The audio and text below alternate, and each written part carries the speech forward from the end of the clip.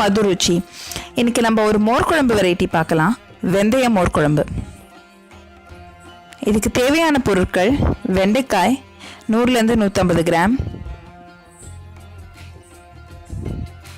கெட்டியான மோர் 1½ கப்,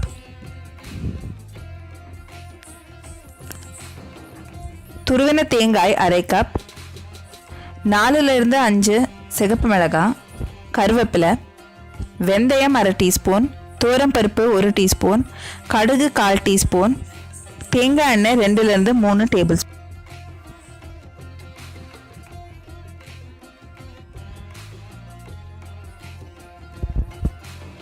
அடுப்பு பற்ற வச்சு ஒரு பேன் போட்டு அதில் கொஞ்சம் எண்ணெய் விட்டுக்கோங்க. நம்ம நறுக்கி வச்சுருக்கிற வெண்டைக்காய் அதில் போட்டு வதக்கலாம். மீடியம் ஃப்ளேமில் இது வதங்கிட்டு இருக்கட்டும். சைடில் இன்னொரு கடாயை நல்லா சூடு பண்ணி அதில் வெந்தயத்தை ட்ரை ரோஸ்ட் பண்ணிக்கலாம். அதாவது எண்ணெய் இல்லாமல் வறுத்துக்கலாம். கலர் லைட்டாக ப்ரௌனாக சேஞ்ச் ஆனதுக்கப்புறம் அதை இன்னொரு பாத்திரத்தில் மாற்றிடலாம். அதே கடாயில் 1 டீஸ்பூன் எண்ணெய் விட்டு மிளகாவையும் துவரம் பருப்பையும் போட்டு நல்லா வறுத்துக்கலாம்.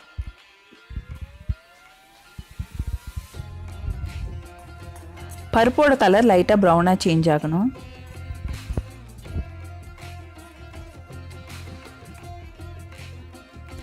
இதிலேயே தேங்காய் துருவலையும் போட்டு மிக்ஸ் பண்ணிடலாம். தேங்காயை ரொம்ப நேரம் ஃப்ரை பண்ணணும்னு அவசியம் இல்லை. வறுத்து வச்சுருக்கிற வெந்தயம், மிளகாய், பருப்பு, தேங்காய் இந்த 4ஐயும் போட்டு மிக்சியில் நல்ல ஃபைன் பேஸ்ட்டாக அரைச்சிக்கலாம்.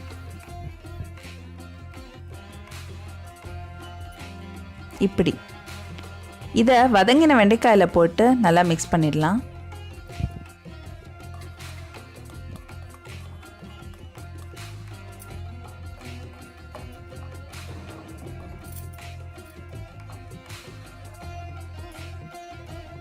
இதில் தேவையான அளவு தண்ணி, ஒரு பிஞ்ச் மஞ்சள் பொடி, அப்புறம் உங்கள் சுவைக்கு ஏற்ப உப்பையும் சேர்த்துக்கோங்க.